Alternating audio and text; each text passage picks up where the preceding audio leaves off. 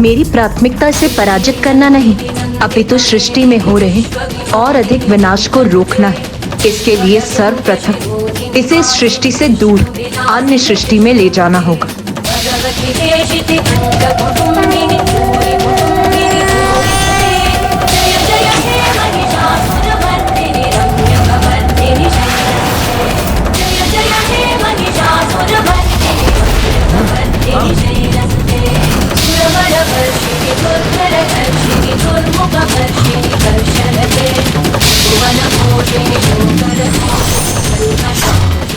ये क्या? देवी के प्रहार ने मेरा आकार छोटा कर दिया। अभी तो केवल तुम्हारा आकार ही लघु किया है, अब तुम्हें संसार से भी लुप्त कर दूंगी।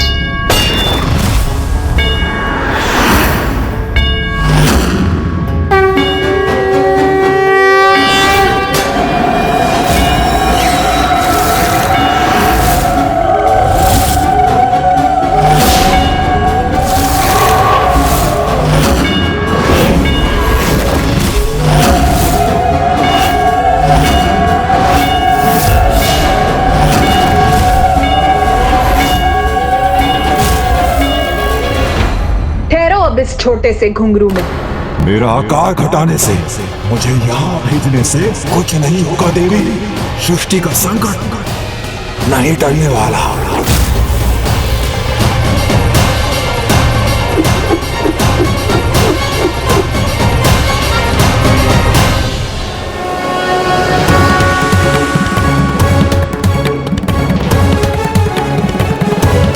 इस अकाल के आतंक का अंत इस आतंकी के अंत से ही जुड़ा हुआ है।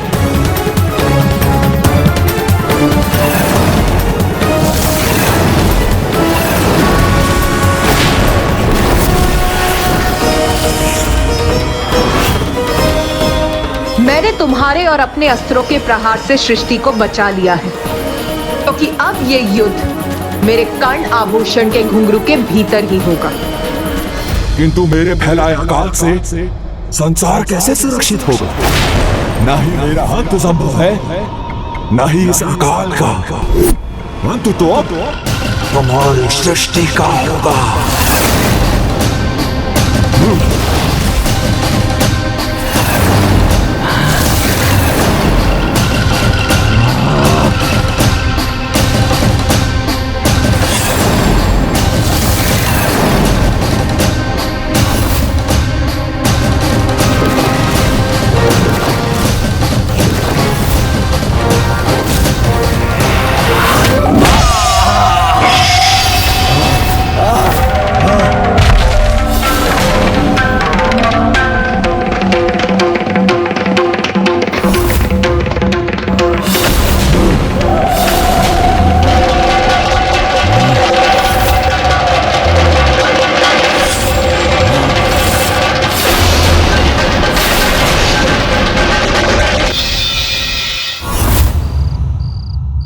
कदाचित यही केंद्र है इस अकाल का, क्योंकि यहाँ की भूमि पूर्ण रूप से सूखी पड़ी है।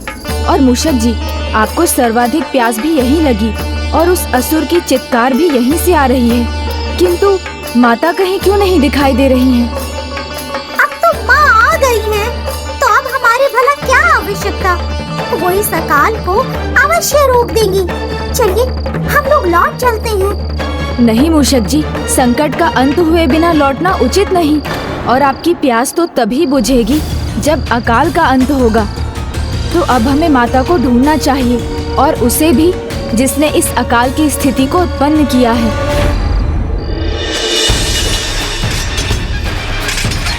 अस्त्रों के टकराने की ध्वनि तो आ रही है, किंतु कोई दिखाई क्यों नहीं दे रहा है?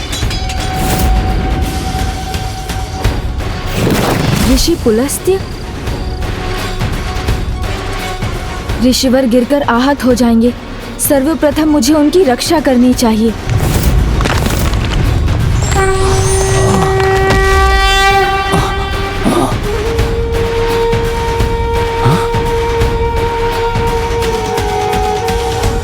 कौन है ये जिन्होंने मेरी रक्षा की?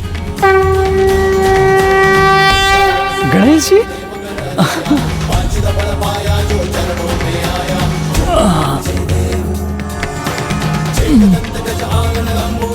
गजानन?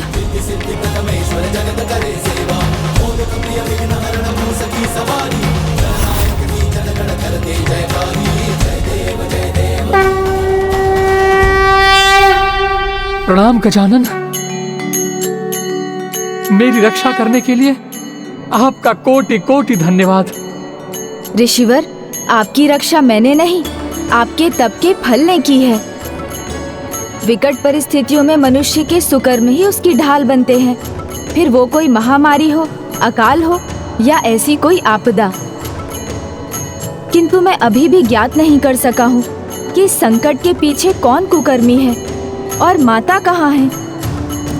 हे पार्वती नंदन, हे प्रथम पूज्य विघ्नहर्ता गणेश जी, इस महासंकट का कारण वो महासुर गजासुर द्वितीय है, और माता वहां उस असुर के साथ युद्ध कर रही हैं।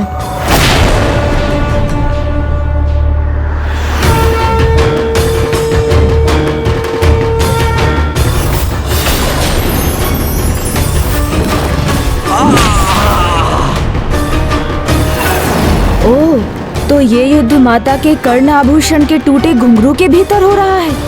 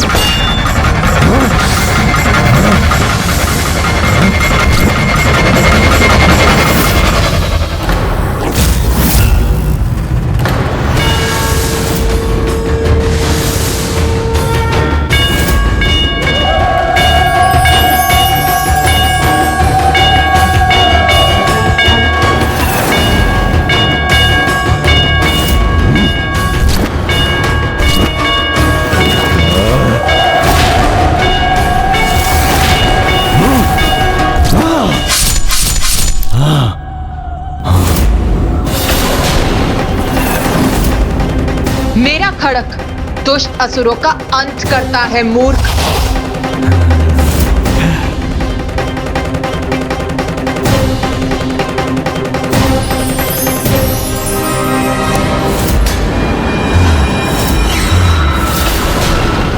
न खड़क न कोई अन्य अस्त्र मेरा अंत कदापि नहीं होगा, किंतु मैं तुम्हें अवश्य आहत करूंगा देवी।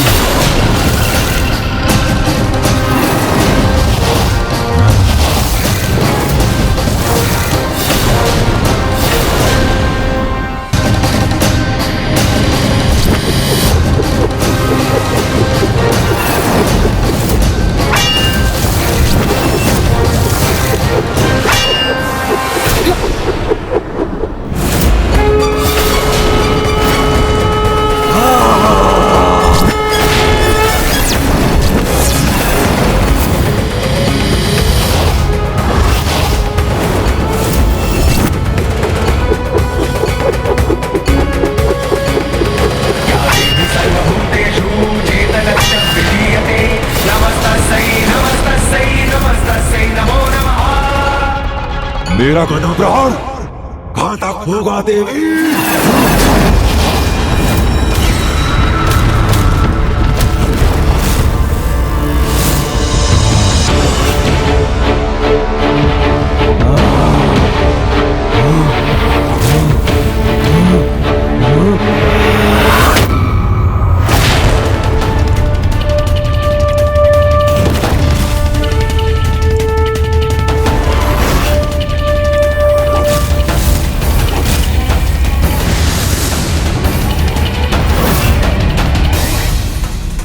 आश्चर्य,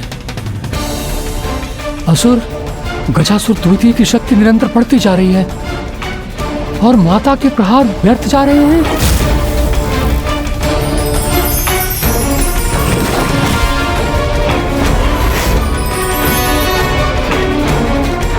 हे विघ्नहर्ता गणेश जी, आप भी किसी युक्ति से माता की सहायता क्यों नहीं करते? क्योंकि जब तक माता स्वयं मुझे इस युद्ध में हस्तक्षेप करने की अनुमति नहीं देती, ऐसा करना उनका अपमान होगा और तब माँ के कोप के प्रकोप का भागी मैं भी बन सकता हूँ।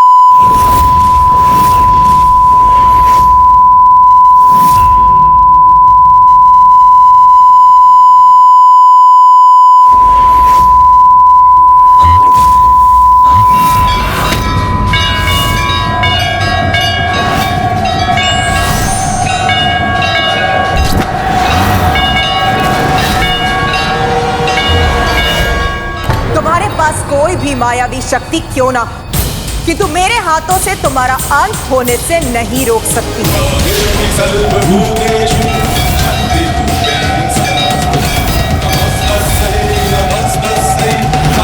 तुम्हारा अंत करूंगी तभी रुकूंगी मैं। संहार मेरा नहीं, सृष्टि का होगा, मेरे अकाल से।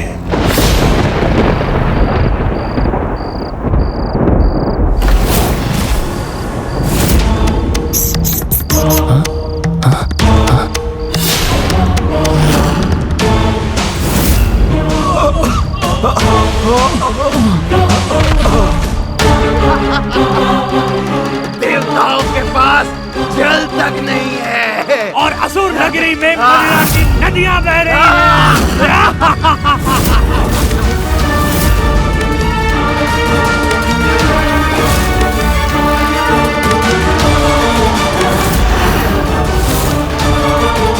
प्रकृति के साथ इस प्रकार की क्रीड़ा करने का दुस्साहस जिस किसी ने भी किया है, माता के क्रोध को जिसने भी जागृत किया है, उसे इसका दंड मिलने का समय अब आ गया है।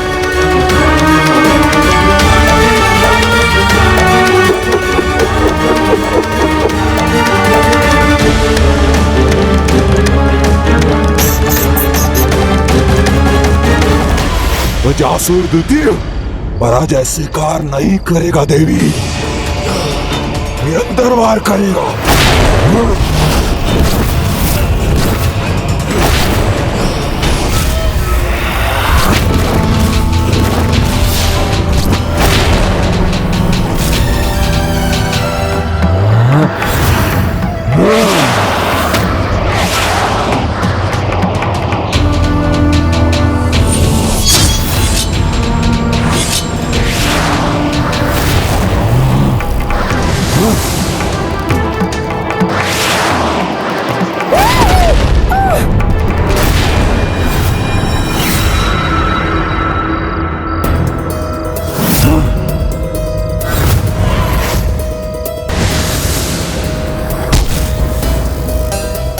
इस प्रकार तो ये युद्ध ऐसे ही चलता रहेगा। इसे निर्णायक मोड़ पर पहुंचाने के लिए, माँ की सहायता करने के लिए मुझे इसका भाग बनने का कोई उपाय ढूंढना ही होगा।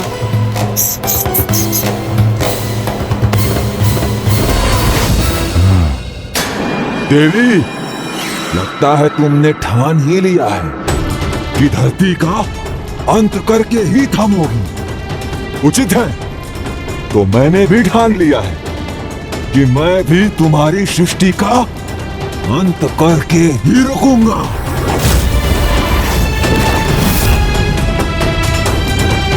क्या करूं मैं जिससे माँ मुझे अवसर दे, अपना सहायक बना ले।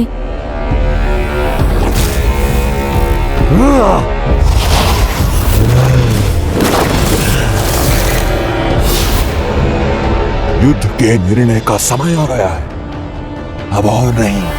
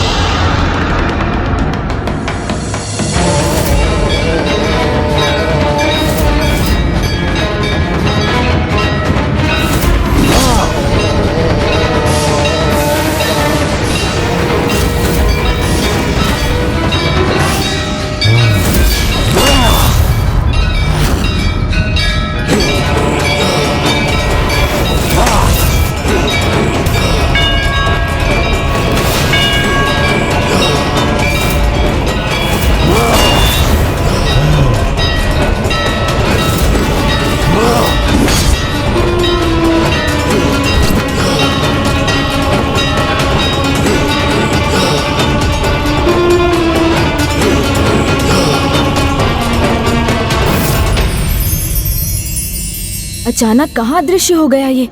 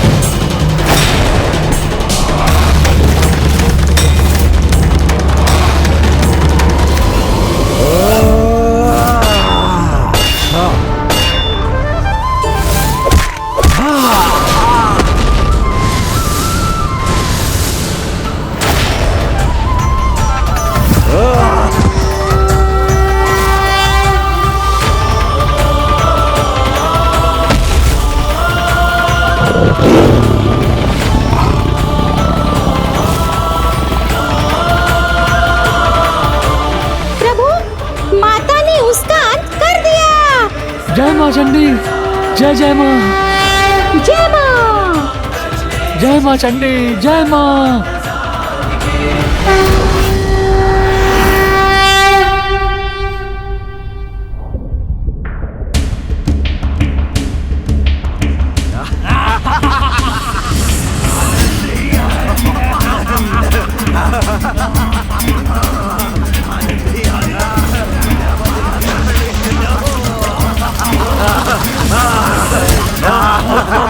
आनंद लो इस मदिरा का, इस उत्सव का, क्योंकि ये युद्ध तो आरंभ होने से पहले ही अंत हो गया। विजय हुई हमारी।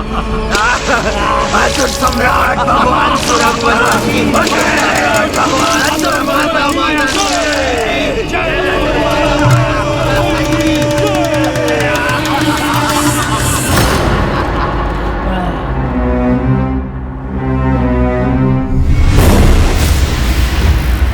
मेरी मदिरा कैसे समाप्त हो गई?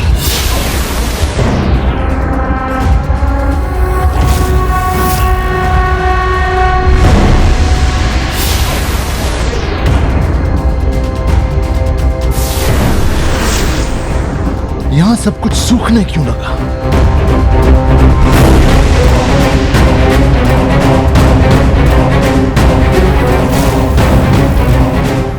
इस अकाल का प्रभाव महेंद्रपुरी पर भी होने लगा। हमारा दाव उल्टा कैसे पड़ गया?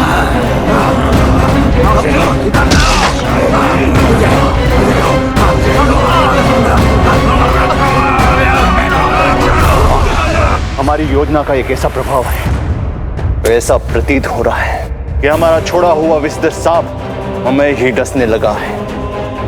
ये क्या हो रहा है? सत्य है, बुरे कर्म उस बाण के समान ही हैं। ये स्वयं पर ही लौटकर आघात प्रकट करते हैं। दूसरों के लिए विपत्तियों का कुआं खोदने वाले स्वयं उस कुएं में जा गिरते हैं। ये कैसी परिस्थिति बन गई है? धरती का रक्त सोखकर ये महेंद्रपुरी को मरुभूमि बना रहा। जल के अभाव में ये असुर एक दूसरे के रक्त के प्यासे हो गए। मां, शीघ्र कुछ कीजिए।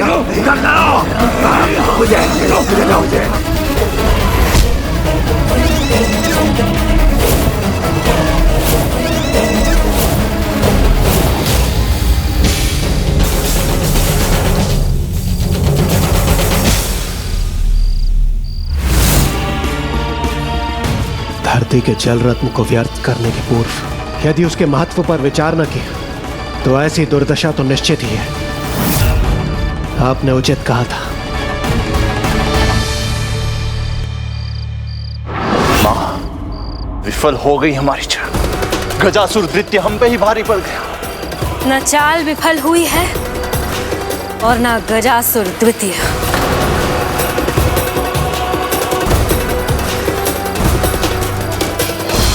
जय मां चंडी, जय मां। अभी नहीं,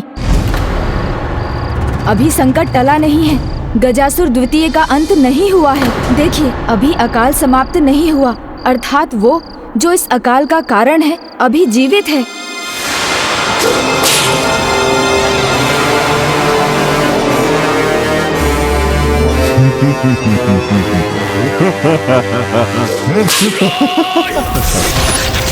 श्रम तो बहुत किया है, थोड़ा विश्राम तो बनता है ना देवी। और कुछ क्षणों के लिए मैंने आंखें क्या मूंद ली, आपने तो मुझे मृत समझ लिया।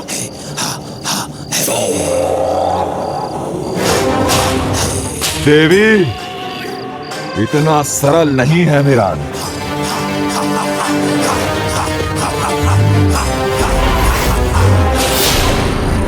ताप नहीं, शाप हूं मैं, सबका सर्वनाश हूं मैं।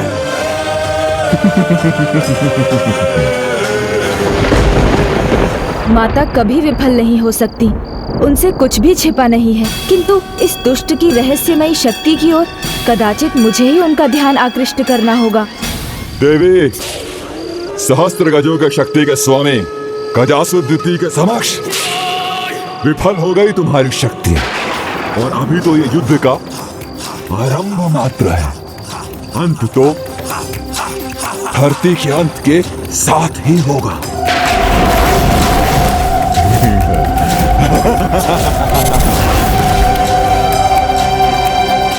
मूषक जी। जी प्रभु। उचित अवसर है, इस युद्ध का भाग बनने का उपाय सूझ गया मुझे। कैसे प्रभु?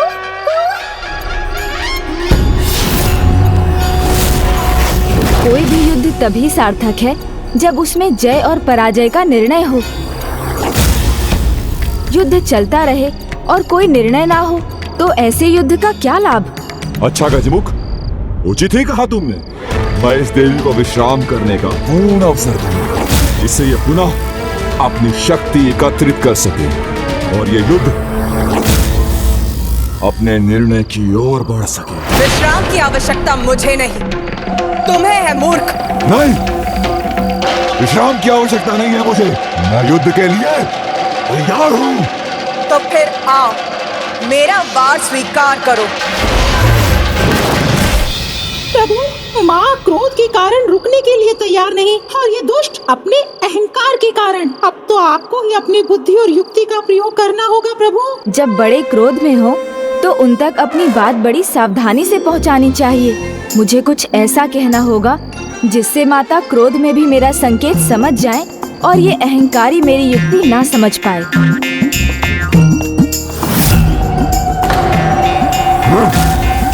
वीर और सच्चा योद्धा वही होता है जो अपने शत्रु को अपनी शक्ति एकत्र करने के लिए विश्राम का भी अवसर देता है, और ऐसा वो ही योद्धा कर सकता है जिसे अपने बल और तप पर पूर्ण विश्वास हो और इस अवस्था में वो वार नहीं करता, अपितु अपने विरोधी योद्धा का युद्ध भूमि में पूर्ण शक्ति के साथ आने की प्रतीक्षा करता है। तभी योद्धा को अपनी जय का वास्तविक आनंद आता है। मैं तुम्हारा संकेत समझ गई पुत्र गणेश। यदि इस युद्ध विराम से तुम्हारा उद्देश्य पूर्ण होता है तो यही से। सत्य है, मेरी शक्ति का वास्तविक प्रयोग, उसकी परीक्षा तभी होगी जब मैं इस देवी को उसकी पूर्ण शक्ति के साथ पराजित करूंगा। सोमनंदी जी,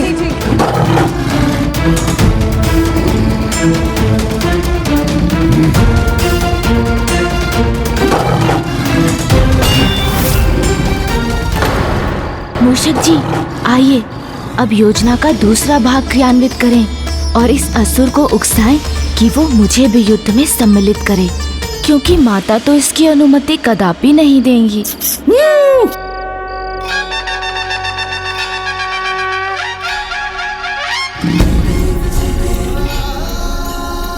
ये गजमुख बालक मेरी ओर क्यों बढ़ता चला आ रहा है? मूषक जी, आप बस चुपचाप खड़े रहिएगा, कुछ बोलिएगा नहीं। क्या हुआ? तुम्हारी दृष्टि मुझ पर क्यों टिकी है? तुम तो परिचित लग रहे हो। ओहो, समझा, तुम तो गजासुर के पुत्र हो, वही असुर जो अपने आप को महासुर मानता था, किंतु मेरे पिताश्री के कारण मृत्यु को प्राप्त हुआ। बस, शिवपुत्र हो गए तुम, किंतु मुझसे नहीं बच सकोगे। प्रभु, ये तो क्रोध में आग बबूला हो रहा है। हाँ मूषक जी, यही तो चाहिए। बड़ी भयंकर मृत्यु हुई थी उनकी। मेरे पिताश्री के परम भक्त नंदी जी ने उधर चीर दिया था उनका। मेरा प्रतिशोध तो उससे भी भयंकर होगा। धरती का वक्ष चीर कर उसका संपूर्ण रक्त सोख लेगी मेरी शक्ति, और उसके बाद मैं तुम सबका अंत करूंगा। प्रभु, इसके बढ़ते क्रोध से तो मेरी प्यास और भी बढ़ रही है।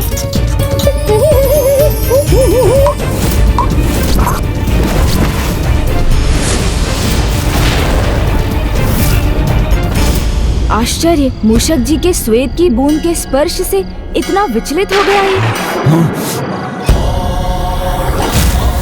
तुम्हारा ये स्वप्न कभी पूरा नहीं हो पाएगा गजासुर द्वितीय, किंतु तुम हो तो भाग्यशाली जो अभी तक जीवित हो, क्योंकि माता का हृदय तो माता का ही होता है। वो तो अपने शत्रु को भी अनेक अवसर देती हैं, उन पर दया करती हैं।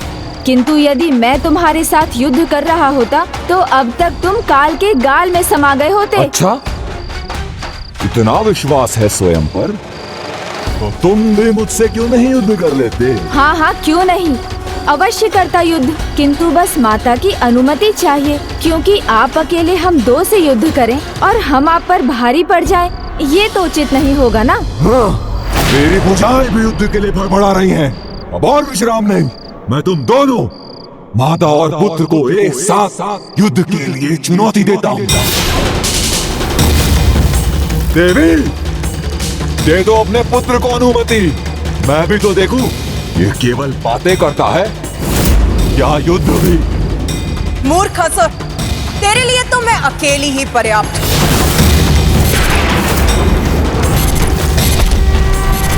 चलो युद्ध आरंभ करो। भयभीत हो गई ना कि कहीं तुम्हारा ये पुत्र मेरे हाथों मृत्यु को प्राप्त न हो जाए। मेरी तपोशक्ति और बल के आगे मां की ममता जाग गई।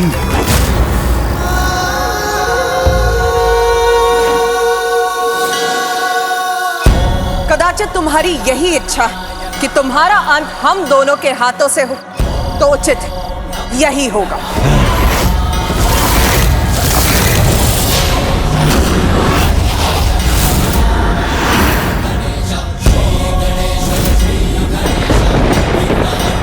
मेरी भुजाएं भी युद्ध के लिए भड़बड़ा रही हैं। अब और विश्राम नहीं। मैं तुम दोनों माता और पुत्र को एक साथ युद्ध के लिए चुनौती देता हूं।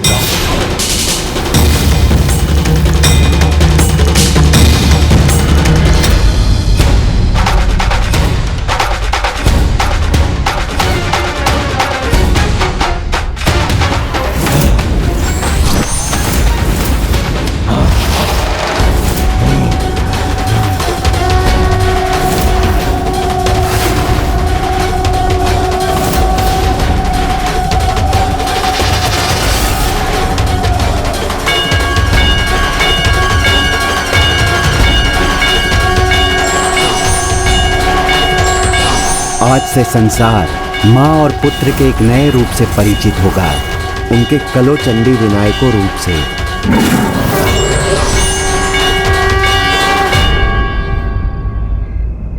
आनंद आएगा, बहुत आनंद आएगा माता और पुत्र को एक साथ पराजित करने में।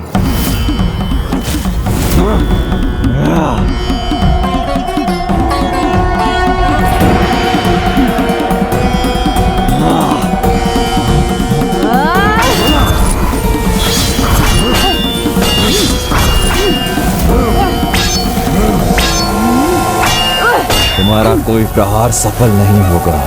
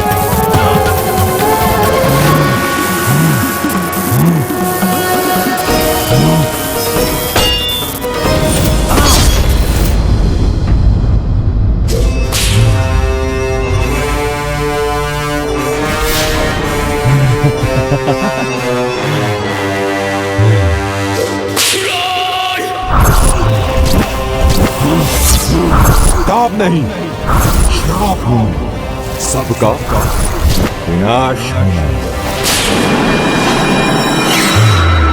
माता रुकिए, मुझे आक्रमण करने दीजिए।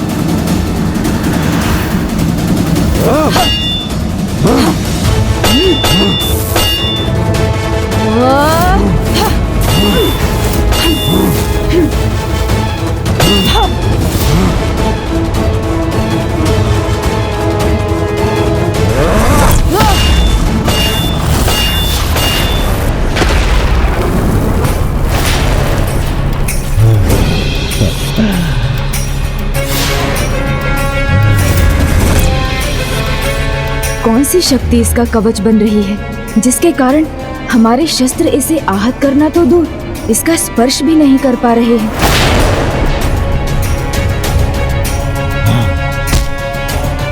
देखा, तुमसे सुरक्षित रहने के लिए मुझे अस्त्र शस्त्र की आवश्यकता नहीं। निशस्त्र खड़ा हूं मैं। हाँ, मुझ पर वार करो, मैं भी तो देखूं क्या तुम दोनों मुझे लेश मात्र भी पीड़ा पहुंचा सकते हो या नहीं।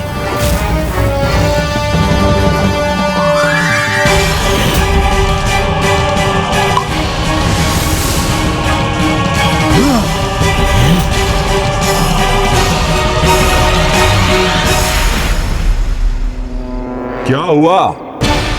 पुनः विश्राम की आवश्यकता है या पराजय स्वीकार कर ली?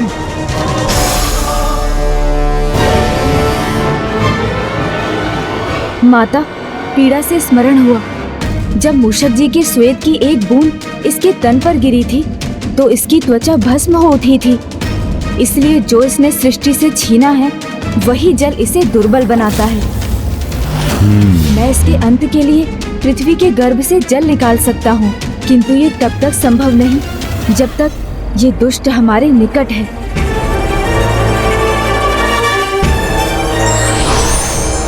क्यों विचार करने में समय व्यर्थ कर रहे हैं? मुझे पराजित करने का कोई उपाय नहीं। कहीं तुम्हारे विचार करते करते ये धरती अकाल से कंकाल में ना बदल जाए। ताप नहीं, श्राप हूं मैं। सबका विनाश हूं मैं, विनाश हूं मैं।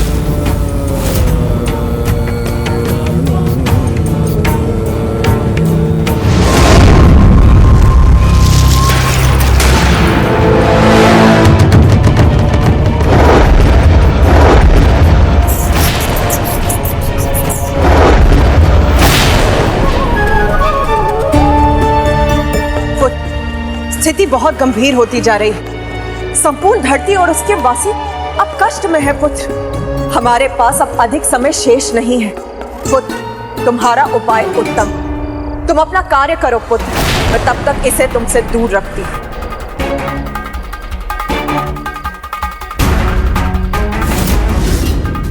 अमर हूं मैं। मेरे तपोबल की शक्ति और असुर गुरु शुक्राचार्य के आशीर्वाद ने मुझे अमर बना दिया। इसीलिए मेरे अंत का स्वप्न देखना छोड़ और अपनी पराजय स्वीकार कर चली जाओ यहाँ से। अभी भी समय है। असुर गुरु शुक्राचार्य, उन्हें तो मैंने इस असुर के साथ देखा था। वो इसे कुछ दे रहे थे।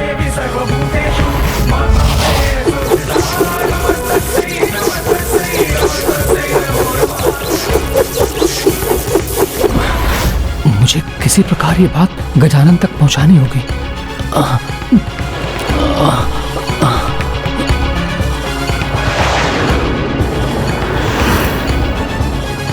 हमारे अस्त्रों से तुम अवश्य ही सुरक्षित हो, किंतु तुम्हारे अस्त्र तो तुम्हें आघात दे ही सकते हैं।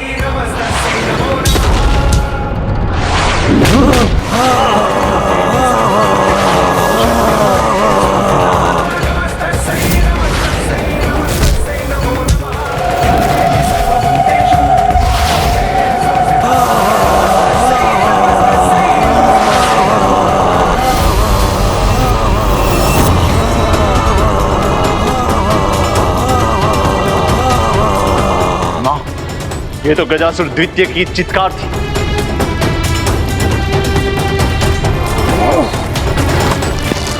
हाँ, उसके चित्कार के साथ महेंद्रपुरी के असुरों के चित्कार भी बढ़ती जा रही है। यदि वो असफल हुआ तो महेंद्रपुरी के प्रत्येक घर से रोने की ध्वनि सुनाई देगी। किंतु तुम्हारी माँ मायासुरा से उसे असफल नहीं होने देगी। मैं इस दुष्ट असुर को कदापि सफल नहीं होने दूंगा। सफल तो माता और माता पार्वती नंदन ही होंगे, किंतु मुझे उन तक पहुंचना होगा। उन्हें बताना होगा कि इस दुष्ट की भेंट असुर गुरु शुक्राचार्य से हुई थी और गुरु शुक्राचार्य ने उस गजासुर द्वितीय को कुछ दिया भी था। माँ और गणेश इस संकट को टालने का जो भी उपाय कर रहे हैं उसमें उन्हें शीघ्रता करनी होगी।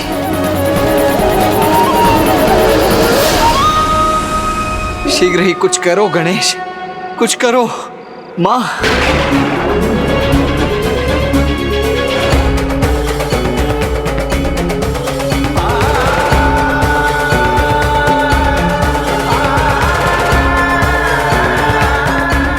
माता, मैं शीघ्र अतिशीघ्र जल निकालने का उपाय करता हूँ।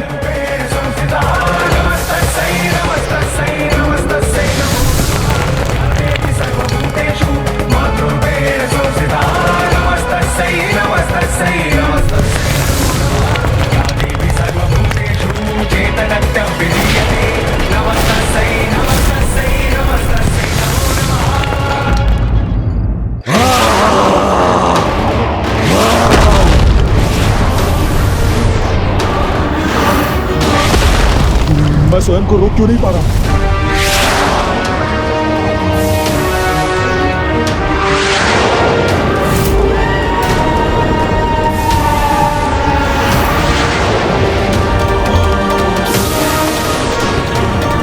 और ये कैसी परछाई मेरा पीछा कर रही है?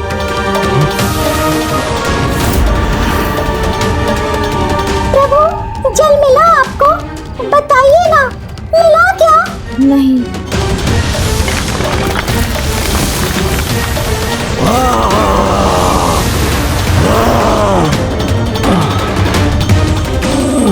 कठिनाई कितनी भी हो, किंतु मुझे गणेश जी तक पहुंचना ही होगा।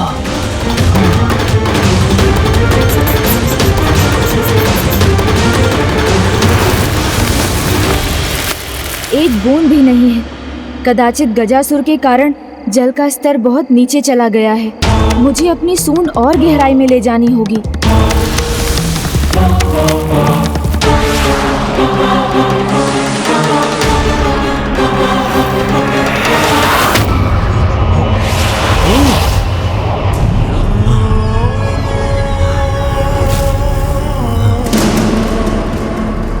अपना संतुलन लौटाने में सफल हुआ मैं।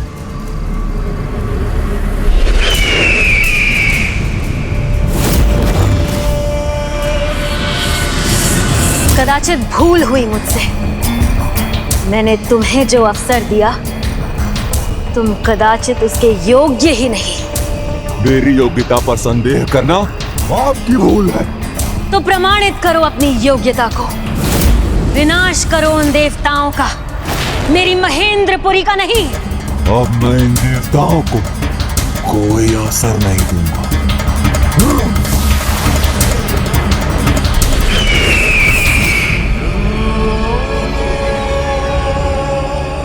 क्या हुआ माँ? कैसी दशा है उसकी? कुशल है, और इस कुशलता का आभास मुझे तब होगा जब वो इस कार्य को संपन्न करेगा जिसके लिए हमने उसे बुलाया था। माता! ऋषि पुलस्त,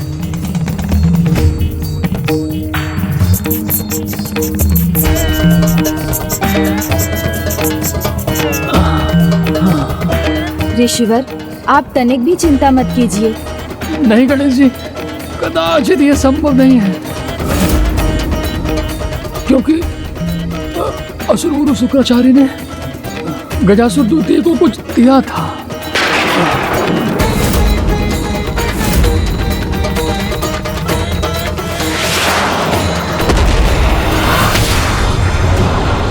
सावधान देवी, सावधान!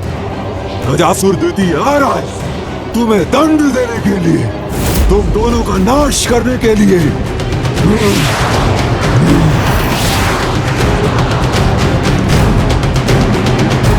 माता, ऋषिवर का अनुमान उचित है। असुर गुरु शुक्राचार्य ने उस दुष्ट को कुछ ऐसा अवश्य दिया है जिससे उसकी शक्तियों में वृद्धि हो जाती है। तभी तो यहाँ से दूर होने पर भी उसका प्रभाव कम नहीं हुआ। तब तो हमें उसकी सुरक्षा के उस आधार को भी ढूंढना होगा। इस सृष्टि में जो कुछ भी हो रहा है वो मुझसे छुपा हुआ नहीं है, क्योंकि ये सृष्टि और कोई नहीं, स्वयं मैं ही सृष्टि हूँ।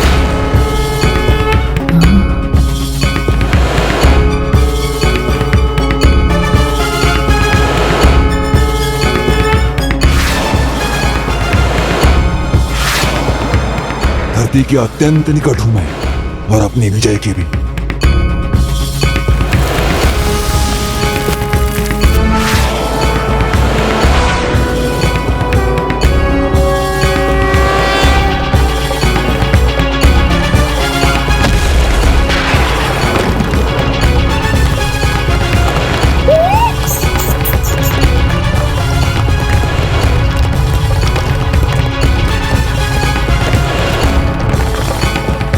कैसा विध्वंस था जिसने महेंद्रपुरी को भी कंपित कर दिया।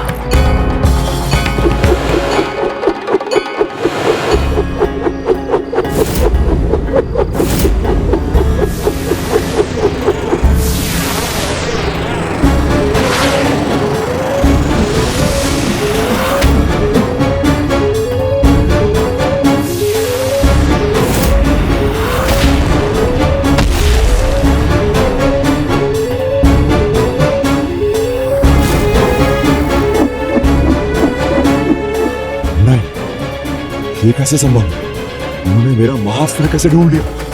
उसे धरती से बाहर कैसे निकाल लिया? यही था ना वो महाअस्त्र दुष्ट जिस पर तुम्हें अहंकार था, जिसके कारण तुम सुरक्षित थे। तो लो, स्वयं इसे नष्ट होते देखो।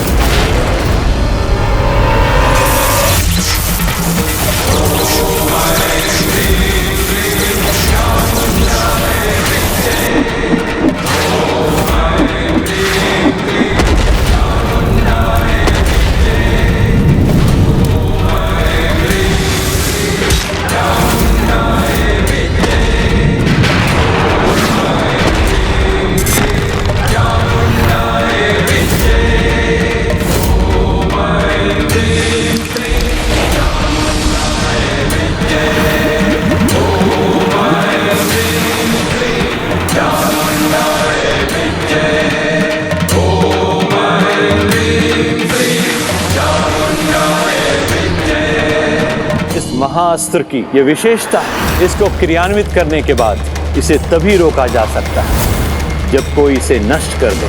महाअस्त्र नष्ट हुआ मेरा, मैं अभी भी जीवित। अब मेरा तप ही मेरा अस्त्र बनेगा।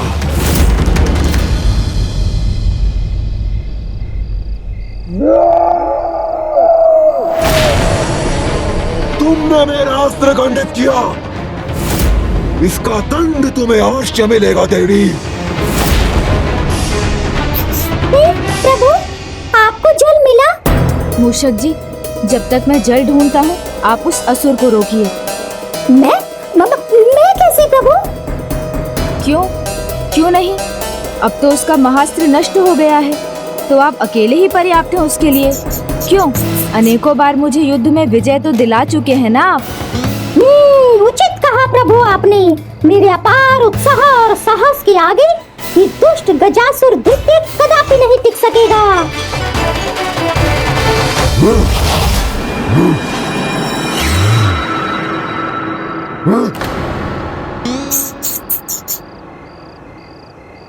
तो मूषक, हट जाओ मेरे सामने से। तू तो क्या, ना तेरी देवी ना तेरा वो स्वामी मुझे रोक पाएगा। इस प्रकार उन्होंने मेरा अस्त्र नष्ट किया है, मैं उनकी सृष्टि नष्ट कर दूंगा। पहले मेरा सामना तो कर लो। मैं किसी तुच्छ कीट का सामना नहीं करता, इसे मसल के रख देता। ताप नहीं, श्राप हूं मैं।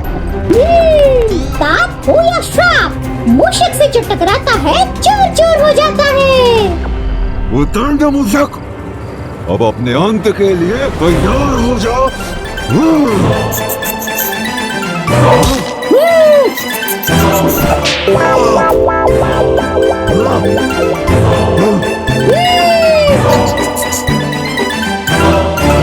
अब तुम पर मृत्यु का वार होगा।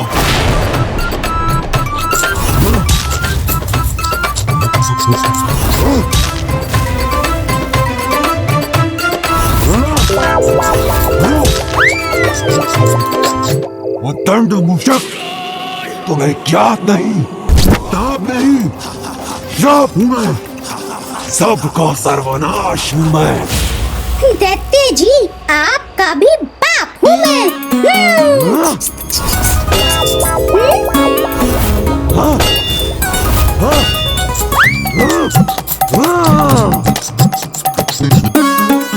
कहीं तो जल मिलेगा मुझे।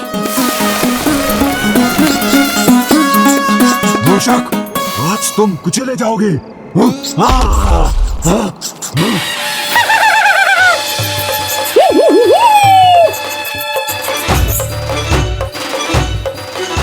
ऐसे घूमो मत मूषक, साहस है तो स्थिर रहकर दिखाओ। लो, रुक गया मैं, स्थिर हो गया।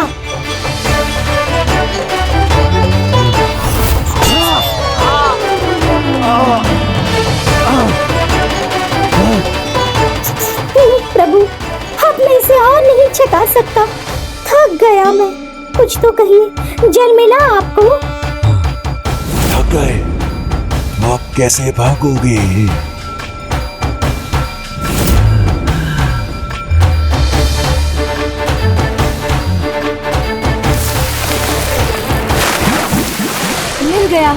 जल मिल गया। जय गणेश जय गणेश जय गणेश देवा, जय गणेश जय गणेश जय गणेश देवा, जय गणेश जय गणेश जय गणेश देवा, जय गणेश जय गणेश जय गणेश देवा। अब मेरी सुरक्षा हो गई।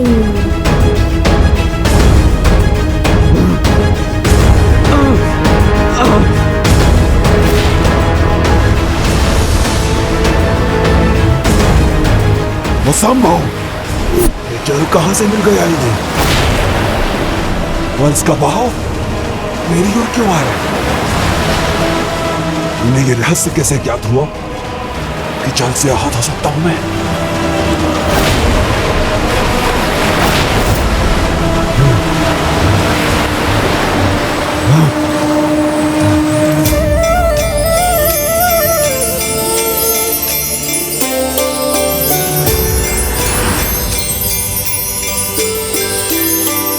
ऋषिवर, हम दोनों अपनी प्यास बुझाते हैं।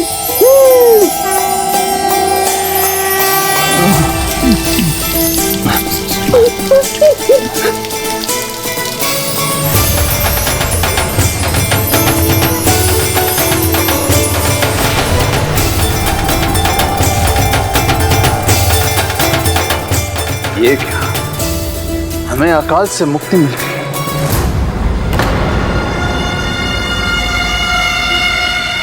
इसका अर्थ क्या?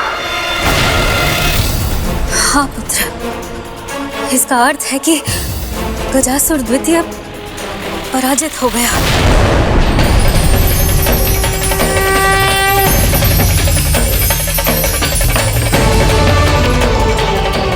जब प्रकृति पुनः एक बार अपने वास्तविक रंग रूप में खिलखिलाने लगी, तो इसका अर्थ स्पष्ट है कि सब कुछ सामान्य है।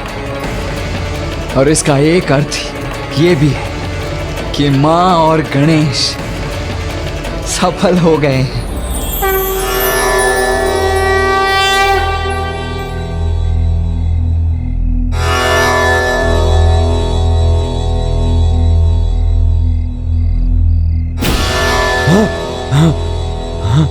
भूल होना प्रकृति है, मान लेना संस्कृति है, और उसे सुधार लेना प्रगति है। और तुम्हारी प्रगति माँ की शरण में ही जाकर होगी। यदि तुम्हें ये स्वीकार नहीं, तो तुम्हारे तप की शक्ति भी तुम्हें जीवित नहीं रख सकेगी। क्यों? क्यों नहीं? इतना कठोर तप किया है मैंने, तो उसकी शक्ति मेरी रक्षा क्यों नहीं करेगी? मेरे तप और ऋषि के तप में भला क्या भेद है, जो आप इसकी पुकार सुनकर मेरा वध करने चली आई? क्या हम असुरों का तप नहीं होता, फिर हमें उसका उचित फल क्यों नहीं मिलता? न्याय और धर्म के पालक है ना आप, तो कहां है आपका न्याय? कहां है आपका धर्म, जो मेरे तप का फल देने में इतना संकोच कर रहा है, जबकि मुझे अभी इसकी सबसे अधिक आवश्यकता है? ये कैसा न्याय है? ये कैसा धर्म है आपका? तुम्हारे प्रश्न का उत्तर देकर मैं तुम्हें धर्म और अधर्म का भेद अवश्य समझाऊंगी गजासुर द्वितीय, किंतु ज्ञान को आत्मसात करने के पूर्व उसको पाने वाले को अपने मन को शांत करना आवश्यक होता है।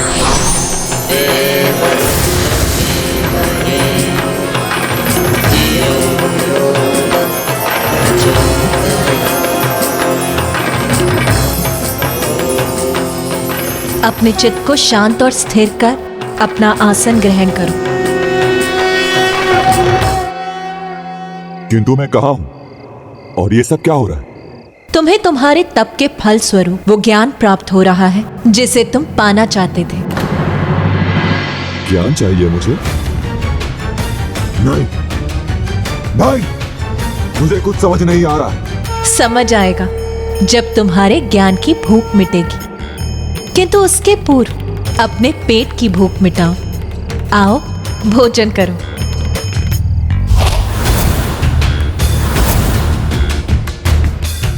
संकोच मत करो, अपना आसन ग्रहण करो और भोजन करो।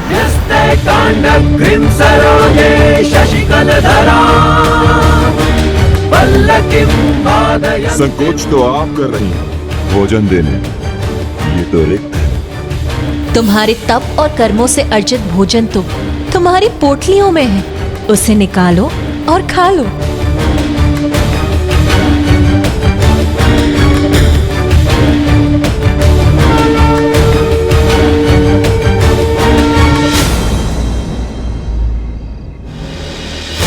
ये पोटली मेरे पास कैसे आ गई?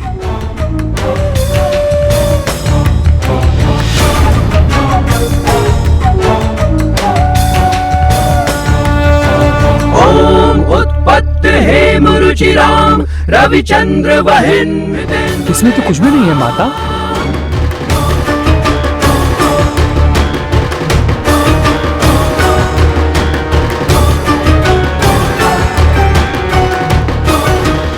मेरी पोटली में 3 पूरियां हैं। मुझे सर्वाधिक मिली है 5।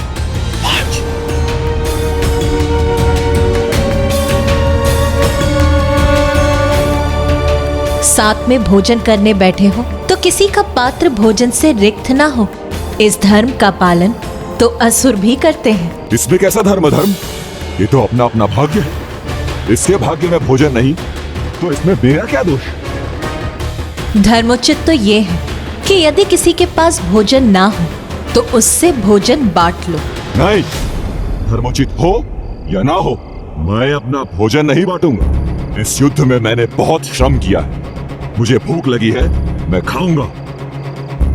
गजासुर द्वितीय, यदि तुम ये समझना चाहते हो कि इतने तप के बाद भी धर्म के अनुसार तुम मृत्यु के भागी क्यों बने, तो सर्वप्रथम अपना भोजन बांटने का धर्म निभाओ।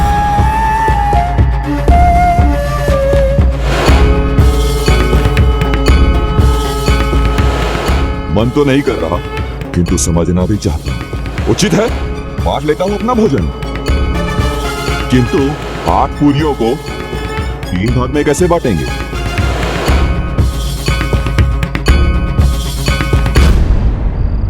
प्रत्येक पूरी को 3 भागों में बांट ले तो हमारे पास 24 भाग होंगे और सभी को 8-8 भाग मिल जाएंगे। देखा, यदि इच्छा हो तो समाधान मिल ही जाता है।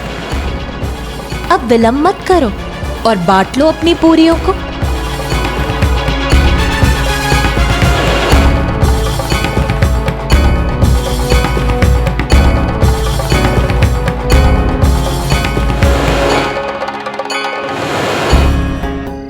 अब आप तीनों 8-8 भाग लेकर भोजन करो।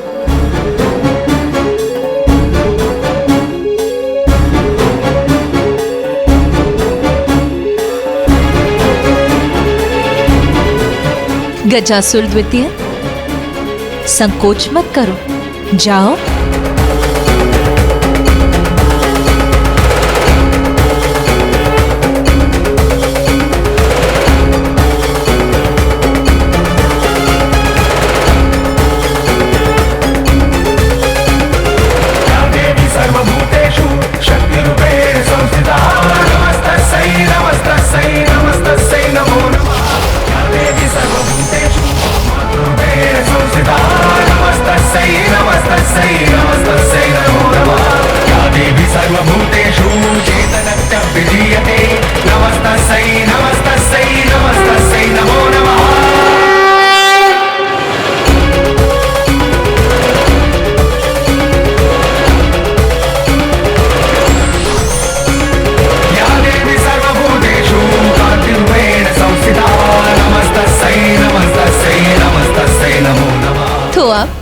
जब तुम्हारा पेट भरा है, तुम निश्चिंत हो, तो तुम ये समझ सकोगे कि धर्म किस प्रकार न्याय करता है। मुझे तो लग रहा है आप उलझा रही हैं। यहाँ क्या हो रहा है मुझे कुछ समझ नहीं आ रहा।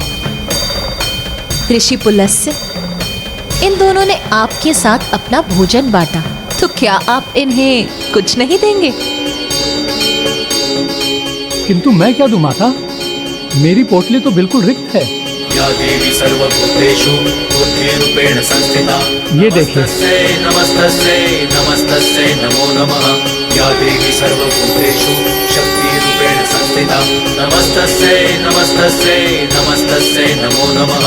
या देवी दिव्य स्वर्ण मुद्राएं लक्ष्मीरूपेण संस्थिता।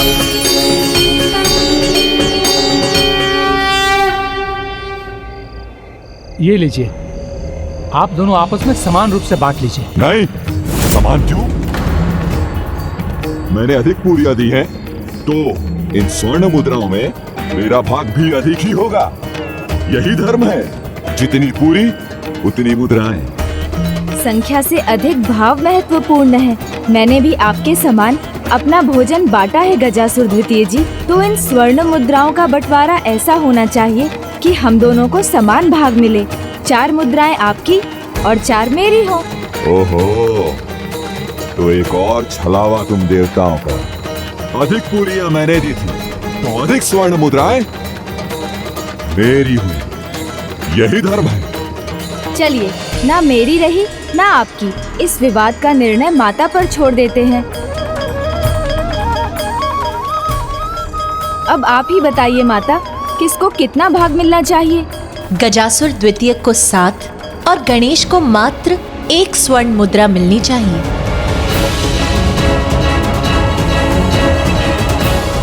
किंतु माता, ये आपका कैसा निर्णय है?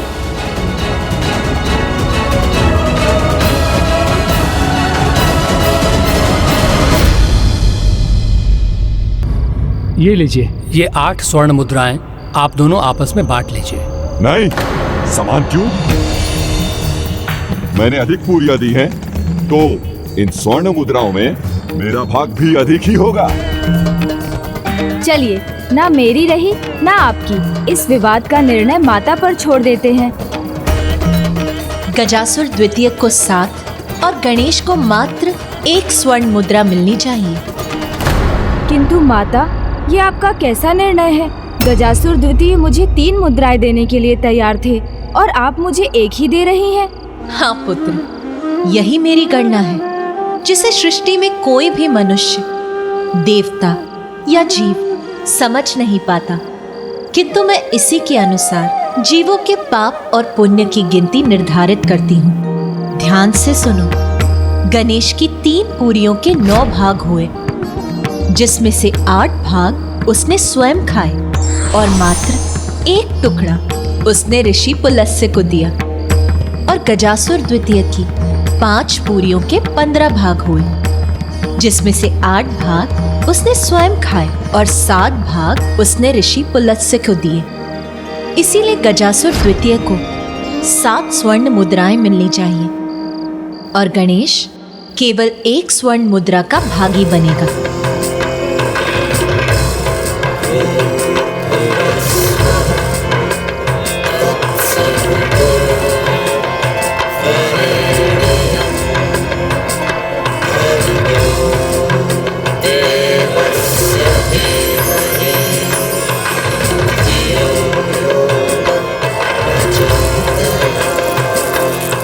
ये तो धर्मोचित है।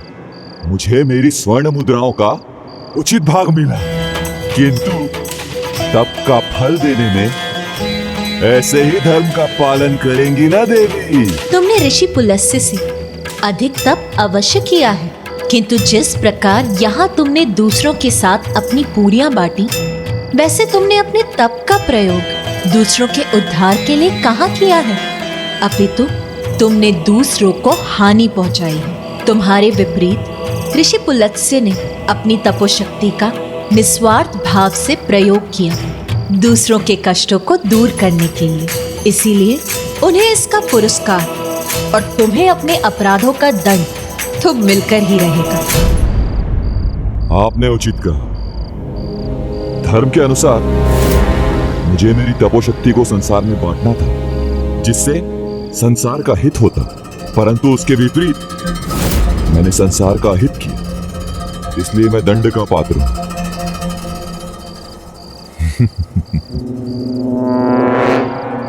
किंतु समर्पण करना मेरे स्वभाव के विपरीत है, इसलिए मैं अपना दंड युद्ध करके ही पाऊंगा। वो क्या है ना, हम असुरों को कुछ भी बांटना कदापि नहीं भाता।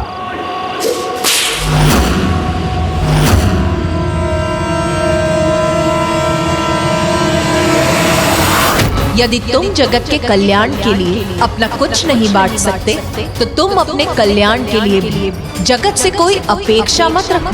बस बहुत हुआ, बहुत उपदेश सुन चुका हूँ मैं, अब और नहीं सुनूंगा।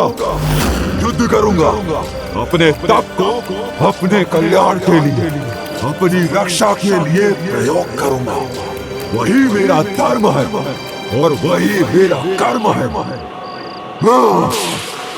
जैसा बोगे वैसा ही पाओगे, यही सृष्टि का नियम है। तो फिर अब तुम भी अपनी मृत्यु के लिए तैयार हो जाओ मूर्ख।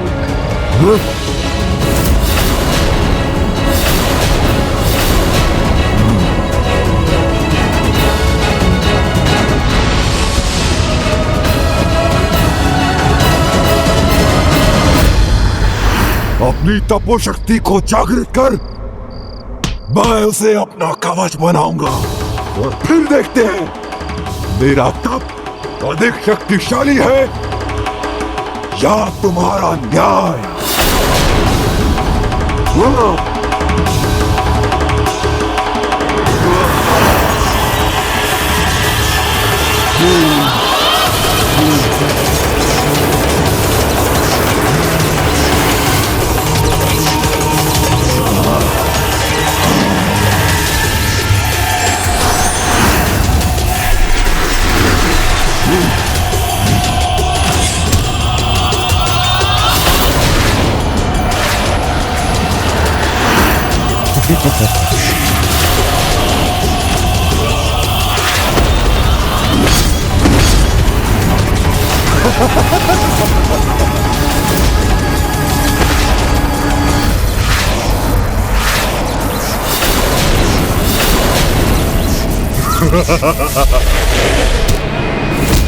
क्या हुआ? फिर असफल हो गए ना तुम्हारे शस्त्र? कुछ नहीं हुआ ना मुझे, नहीं भेद सकी ना मेरा कवच। ताप नहीं, श्राप हूं मैं, सबका सर्वनाश हूं मैं। इसका अंत करने की कोई युक्ति सूझ ही नहीं रही है। अब तो मुझे प्रभु महागणाधिपति की शरण में ही जाना होगा। हे प्रभु महागणाधिपति जी, कृपा कर मुझे अपनी और माँ की इस कठिनाई को मिटाने का मार्ग सुझाइए। कुछ भी कर लो, किसे भी पुकार लो, मुझे कोई क्षति नहीं पहुंचा सकोगे।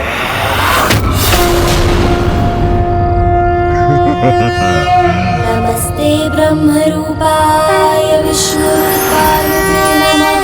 नमस्ते रुद्ररूपाय कलिरूपाय ते नमः। विश्वरूप स्वरूपाय नमस्ते ब्रह्मचारिणे भक्तप्रियाय देवाय नमस्तुभ्यं विनायक। ओम सहिताय महागणपतये।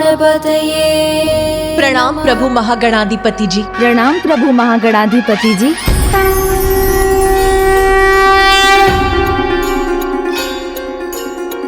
हे विघ्नहर्ता गणेश, हे देवी, गजासुर द्वितीय की तपोशक्ति नहीं अपितु दिव्य संतुलन का ना होना है उसकी सुरक्षा का कारण। संतुलन उग्रता और स्थिरता के मध्य, क्योंकि उग्र होने पर बुद्धि स्थिर रहकर उचित उपाय नहीं सोच पाती और स्थिरता से प्राप्त होने वाली सुबुद्धि कभी कभी कर्म पक्ष को शिथिल कर देती है। हे देवी चंडी, आप देवी आदि शक्ति का उग्र रूप हैं और गणेश स्थिरता के पर्याय।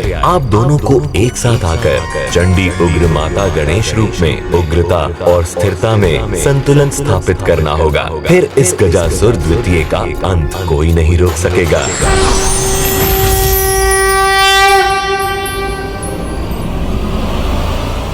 तपोशक्ति मेरी, उससे बना कवच मेरा, दृढ़ता मेरी, बल मेरा अकाट्य है, विनाश के परे है। तो मैं ही हूँ सर्वशक्तिशाली, सर्वोच्च।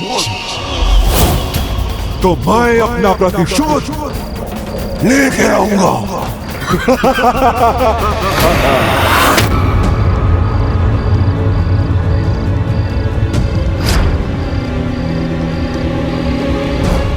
पुत्र गणेश, एक माँ सबसे शांत, सबसे स्थिर, सबसे संतुष्ट, सबसे पूर्ण तभी होती है जब उसकी प्रिय संतान उसकी गोद में होती है। उसी प्रकार एक संतान भी तभी सर्वाधिक ऊर्जावान होती है जब उसे उसकी माता की गोद का आश्रय प्राप्त होता है।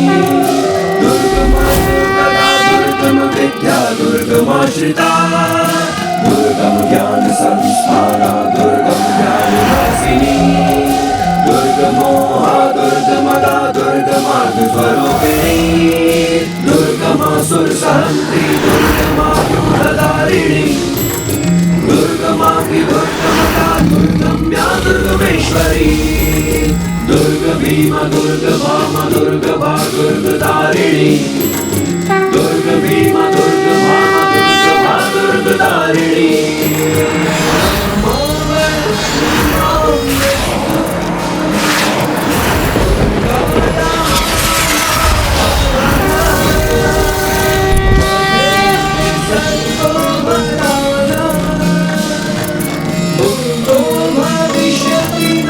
आओ पुत्र।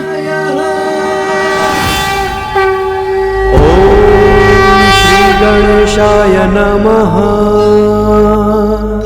ॐ गं क्षीप्रप्रसादनाय नमः। ॐ गं गणपतये नमः।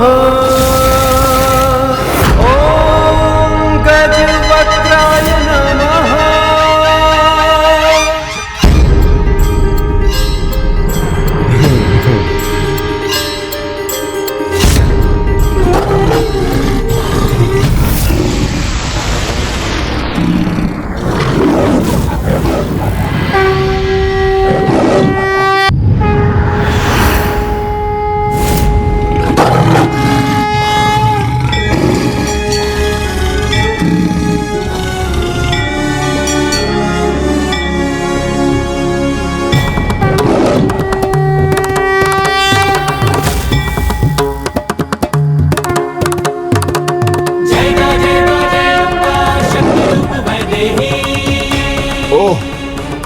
तो माँ और पुत्र फिर वार करेंगे मुझ पर।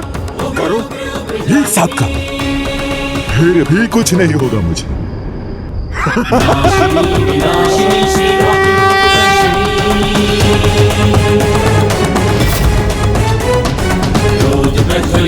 माता शक्ति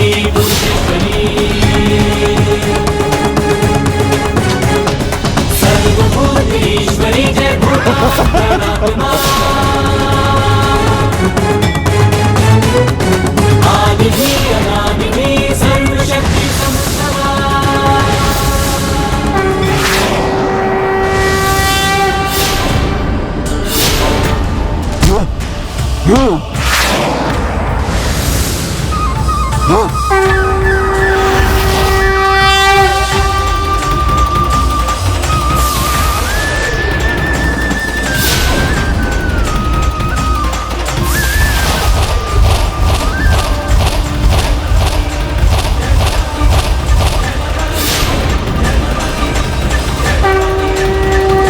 ये माता की शक्ति और विनायक की बुद्धि का अद्भुत संयोग है।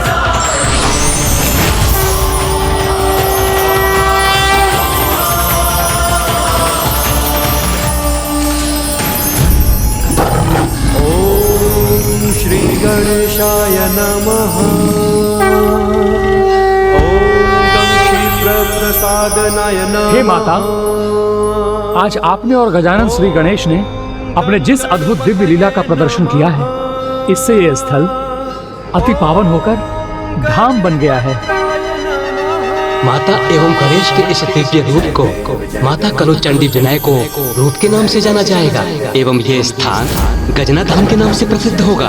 गजना धाम की स्थापना गया क्षेत्र के निकट इसी पुलस्त आश्रम के पास होगी, जहाँ माता चंडी और विनायक की पूजा होगी। संयम दिखाए तुम सबको, आपदा भय हरते। और कलयुग के अंत तक जो भी यहाँ आपके इस गजवेश्वरी या गौरी गणेश स्वरूप का ध्यान कर यहाँ आपकी पूजा करेगा, उसे उसके सभी कष्टों से मुक्ति प्राप्त होगी। कलो चंडी विनायकों की जय, कलो चंडी विनायकों की जय, कलो चंडी विनायकों की जय। देवी चंडी उग्र माता, कलयुग में आप और विघ्नहर्ता गणेश ही जगत के उद्धारक होंगे।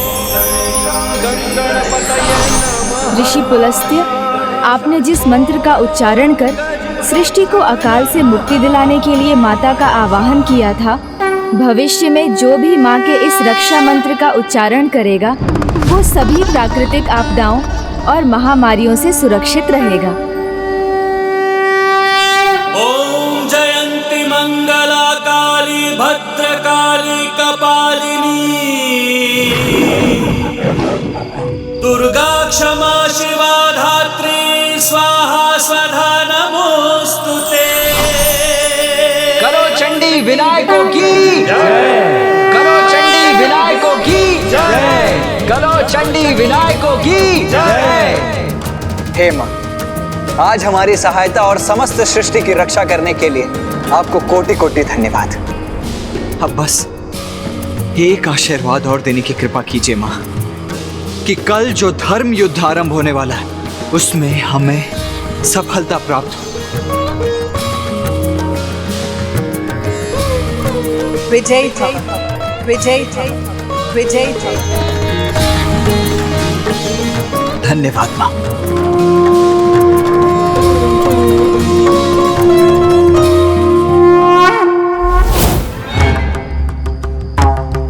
प्रजापति महर्षि कश्यप से विजयी भवः का आशीर्वाद प्राप्त है मुझे।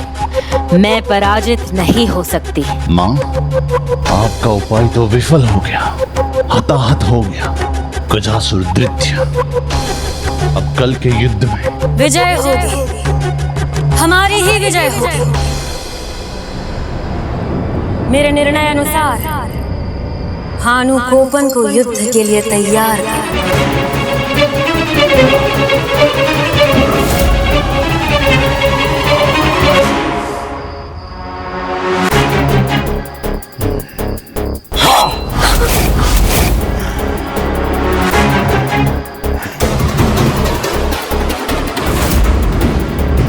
माँ, सूर्योदय का समय हो रहा है, अपने पुत्र को युद्ध के लिए तैयार होने में सहायता कीजिए।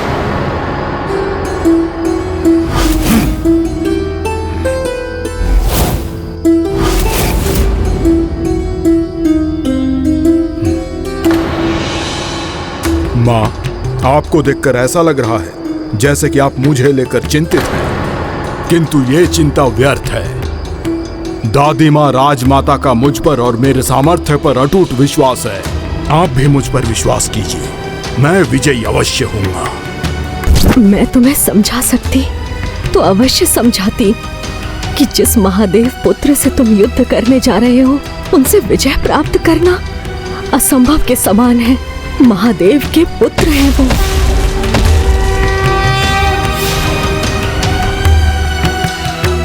माँ त्रिदेव की शक्ति से युक्त मेरे दोनों दिव्यास्त्र ब्रह्मास्त्र और शिवास्त्र मुझे देना मत भूलिएगा।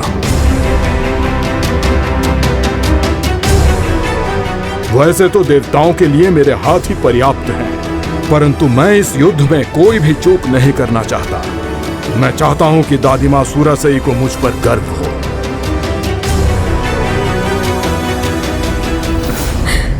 पुत्र, तुम्हें उन दादी माँ की चिंता है जो तुम्हें इस भयंकर युद्ध में भेज रही हैं, किंतु इस माँ की नहीं जिसने तुम्हें जन्म दिया है।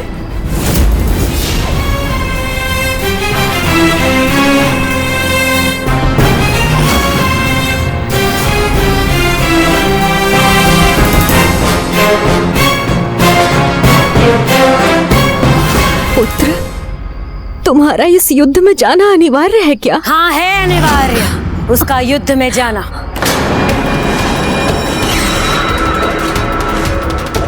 असुर पुत्र है भानुकोपन, तुम्हारे पिता के भांति देवता नहीं जो हमें निराश करेगा।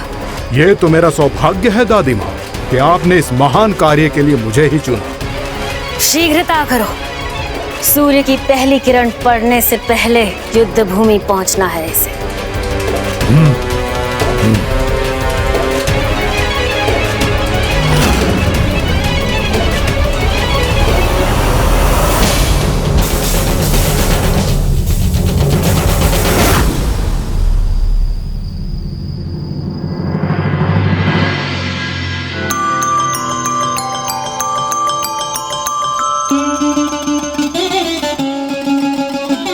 प्रणाम प्रथम पूज्य गणेश जी, मुझे स्वामी के लिए विजय व्रत आरंभ करने की अनुमति दी। प्रणाम प्रभु गौरी शंकर, मुझे आशीष दे। प्रणाम स्वामी।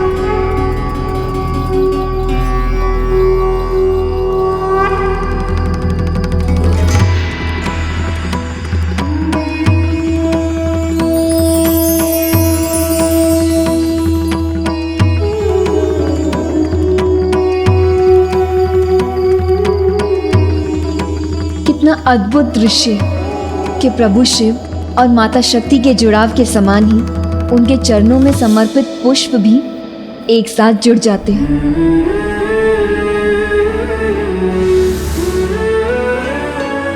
सर्वथा अतुलनीय है प्रभु शिव और शक्ति की जोड़ी। किंतु हम दोनों एक साथ कैसे दिखाई देंगे? ये मोरपंख भ्राता ने आपके लिए ही छोड़ा था और मैं ये आशीष देता हूँ कि ये एक दिव्य दर्पण में परिवर्तित हो जाएगा जिसमें आप अपने स्वामी को सदैव देख सकेंगी।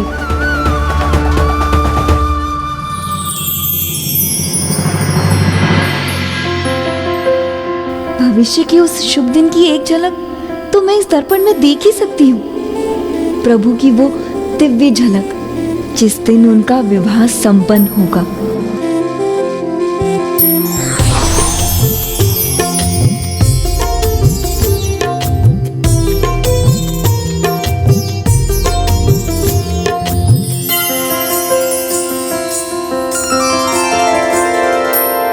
तोरे नैना मोरे नैना दोनों के हैं एक नैना।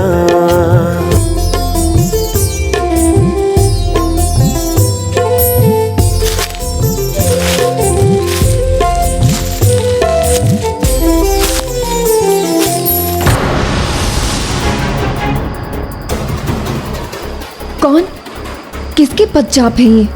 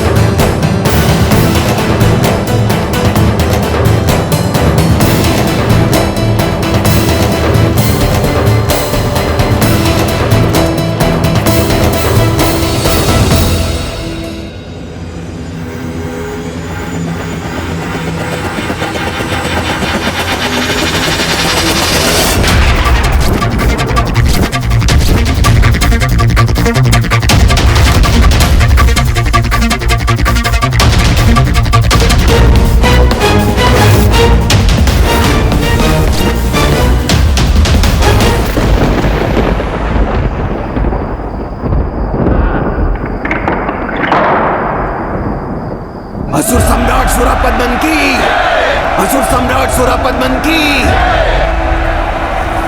प्रभु सुब्रमण्यम कार्तिकेय स्वामी की जय। प्रभु सुब्रमण्यम कार्तिकेय स्वामी की जय। प्रभु सुब्रमण्यम कार्तिकेय स्वामी की जय। प्रभु सुब्रमण्यम कार्तिकेय स्वामी की जय।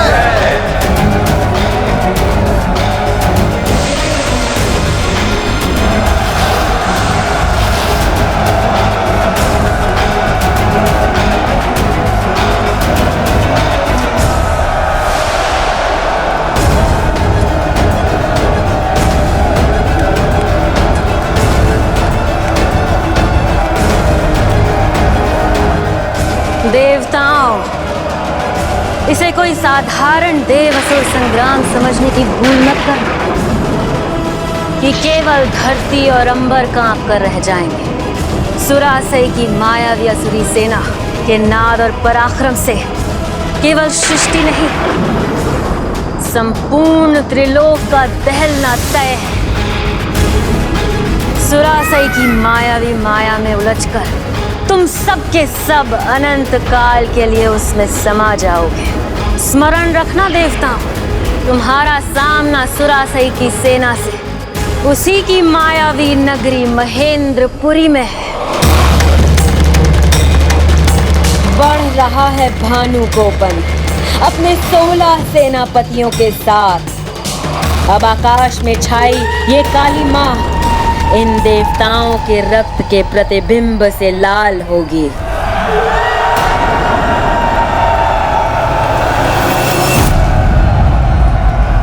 ओम सुब्रमण्यम कार्तिकेय स्वामी।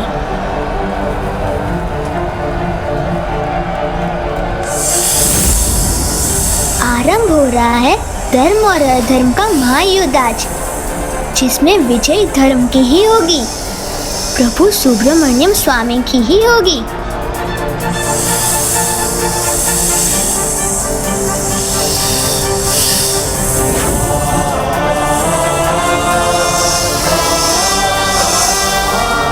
अत्यंत विशेष दिन है आज, जो सदा इतिहास के पृष्ठों पर अंकित रहेगा, क्योंकि पूरे हृदय से धरा स्वागत करेगी, अंबर से पुष्प वृष्टि होगी, सृष्टि नए उत्साह से भरेगी, त्रिलोक में सभी गर्व से भर जाएंगे, क्योंकि युद्ध भूमि में आगमन हुआ है मेरे प्रभु सुब्रमण्यम कार्तिकेय स्वामी का, जो आज अधर्म का सर्वनाश कर महेंद्रपुरी में धर्म की स्थापना करेंगे।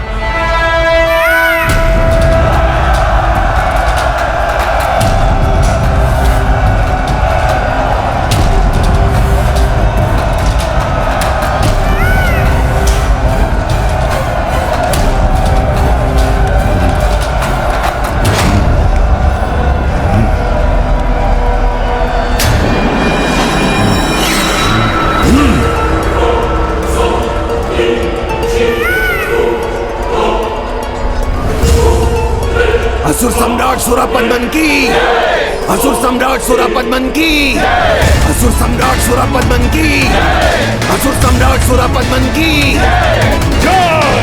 असुर सम्राट सुरापद्मन की, असुर सम्राट सुरापद्मन की।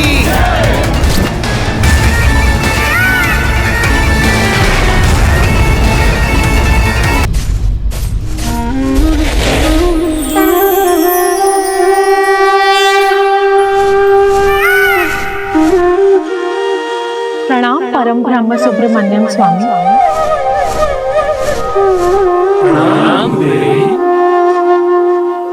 प्रणाम भूदेवी।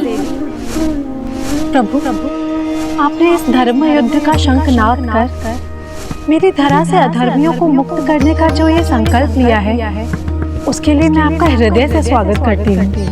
मैं भूदेवी आपका ये उपकार सदैव स्मरण रखूंगी।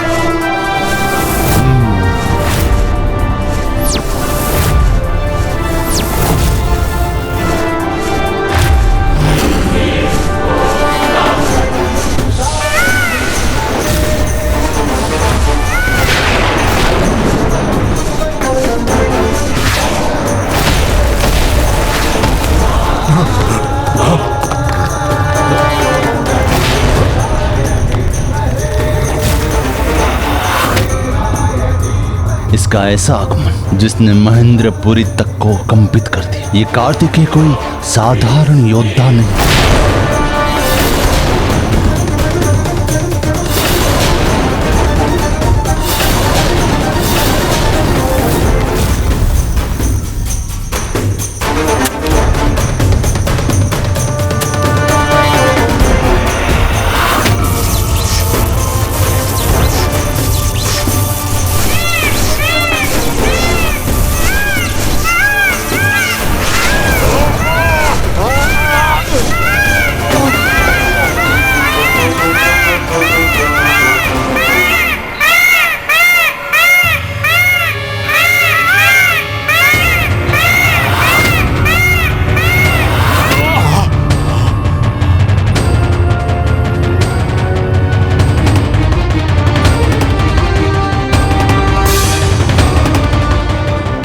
तुच्छ से पक्षी की इतनी भयंकर गर्जना, इसके चरण रखने मात्र से धरती कांप उठी है, तो इसके प्रहार की कल्पना करना कठिन है भानुकोपन। सावधान भानुकोपन, सावधान।